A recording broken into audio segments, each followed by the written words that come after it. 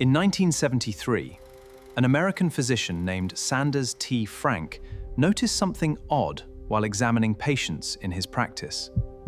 Patients coming in with coronary artery disease kept sharing a strange physical trait that seemed to have nothing to do with the heart at all. A diagonal crease running across the earlobe at roughly a 45-degree angle from the tragus toward the outer edge. Other doctors dismissed it as coincidence. And then decades of research quietly proved there was something real underneath it. It's called Frank's sign today, named directly after him. And cardiologists still study it more than 50 years later. Here are 3 facts about it worth actually knowing, because the third one is exactly what to do if you notice it on yourself or someone else. Fact 1.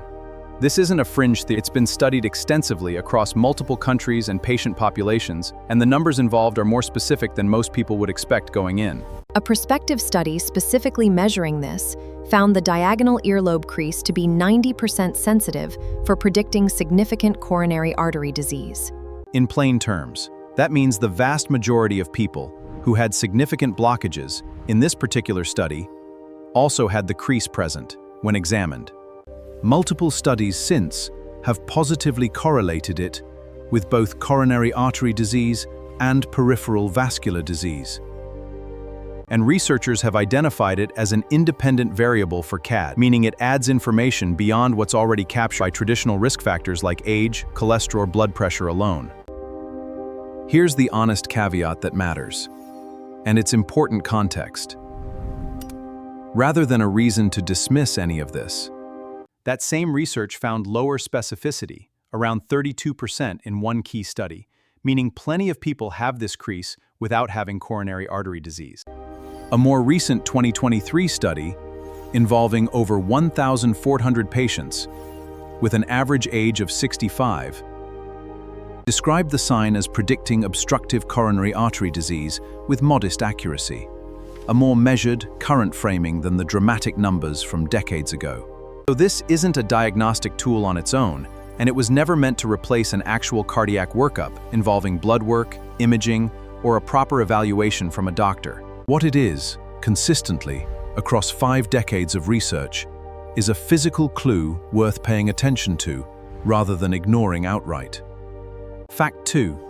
Nobody is entirely sure why this happens, but the leading theory connects the earlobe and the heart in a genuinely fascinating way that few people have ever heard explained clearly. Researchers have proposed a few mechanisms, and the most widely cited one involves elastin, a protein that gives skin and blood vessels their elasticity and structural integrity. The theory suggests a parallel process of age-related degeneration affecting the elastic fibers in both the earlobe and the coronary arteries at roughly the same time, meaning the crease and the arterial disease aren't causing each other. They're 2 visible symptoms of the same underlying aging and vascular process happening throughout the body simultaneously. Now let's take a look at this topic step by step and discuss everything you need to know in a simple and easy-to-understand way. Other researchers have pointed to microvascular disease, specifically affecting blood supply to the earlobe itself, since it's a small, blood vessel-dense area that might be particularly sensitive to the same circulatory changes happening in coronary arteries. There's actually a related family pattern worth knowing here, too. Research has documented cases of what's been called familial Frank's sign, where the crease and premature coronary artery disease both appear to run in families together, reinforcing the idea that whatever's happening at a vascular level is systemic, not localized to just the ear. It's worth mentioning how this connects to a broader pattern in cardiology, one that goes beyond just this single sign. The earlobe isn't a random location for this kind of clue to show up. It's a small, cartilage-supported structure with a relatively simple blood supply compared to most other parts of the body, which may be exactly why subtle circulatory changes show up there visibly as a crease, well before they be detectable anywhere else without imaging. Some researchers have drawn a comparison to how peripheral circulation problems often show up first in the extremities, the hands and feet, before central circulatory issues become obvious. The body's smallest, most peripheral blood vessels sometimes reveal problems earliest, precisely because they have the least reserve capacity to compensate. Fact 3, and this is the practical part. What actually matters is what to do with this information not just knowing it exists. The earlobe crease isn't the only physical sign researchers have connected to underlying cardiovascular risk this way, either. Corneal arcus, a whitish-gray ring around the edge of the iris, and xanthelasma, small yellowish cholesterol deposits around the eyelids, are two others in the same category, visible clues that sometimes show up before a formal diagnosis does. None of these, on their own, confirm anything.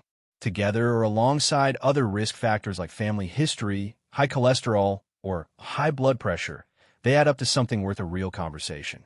If this crease shows up, especially bilaterally on both ears, and especially paired with other cardiovascular risk factors, family history of early heart disease, high blood pressure, high cholesterol, or if it's noticed at a younger age than expected, that's specifically worth mentioning to a doctor.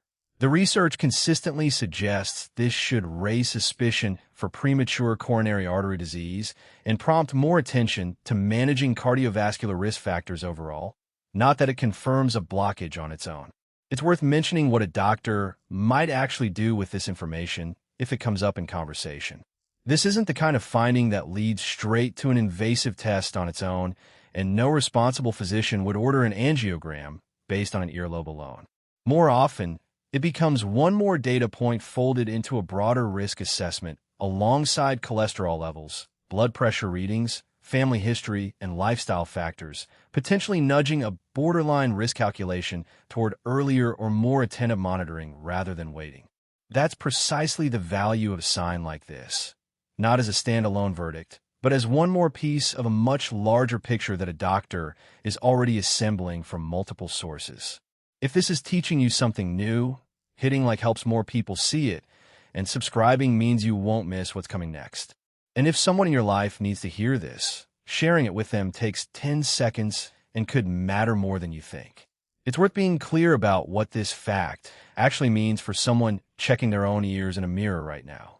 Plenty of people develop earlobe creases simply from aging, sun exposure, or genetics with no cardiovascular connection whatsoever, and plenty of people with real coronary artery disease never develop the crease at all. This isn't a home diagnostic test, and it was never designed to be one. What 5 decades of research actually support is narrower and more useful. A crease is a legitimate, low-cost prompt worth factoring into a broader risk conversation, not a red flag to panic over in isolation. This is also a good moment to mention the other 2 signs referenced earlier, since they're often discussed together in the same body of research and share a similar underlying logic. Corneal arcus, that whitish-gray ring around the iris, becomes less meaningful as a standalone sign after around age 60, since it grows more common with age generally, but it carries much more weight when it shows up in someone noticeably younger than that. Xanthelasma, those small yellowish deposits around the eyelids, are more specifically tied to elevated cholesterol and are worth mentioning to a doctor regardless of age, since they represent visible cholesterol buildup rather than a more indirect, correlational sign like the earlobe crease. Knowing all 3 and recognizing that they tend to cluster together in people with underlying cardiovascular risk gives a far more complete picture than focusing on any single sign in isolation ever could. There's a reason physical signs like this one continue to matter in modern cardiology, even with far more advanced imaging and blood tests available today. They're free, instant, and require nothing more than paying attention. A quick glance in a mirror doesn't replace a cholesterol panel or an EKG, but it costs absolutely nothing to notice, and noticing is sometimes the first step toward asking the right question at the right appointment, well before symptoms like chest pain would ever prompt that same visit on their own. There's something almost reassuring in that, even though it started with a slightly unsettling discovery back in 1973. Doctors don't need a hospital, a machine, or a scheduled appointment to start gathering meaningful information about cardiovascular risk.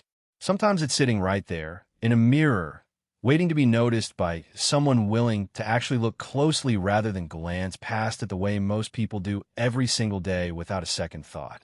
Now go check. Look in a mirror, or better yet, ask someone else to check both ears, since it's genuinely hard to examine your own earlobe closely enough to be sure without a second pair of eyes helping. Is there a diagonal crease on one ear or both? That's worth answering honestly in the comments, not just thinking about privately, because it's exactly the kind of detail that might prompt someone else reading through the comments to go check their own mirror too and possibly bring it up at their own next appointment instead of never thinking about it again.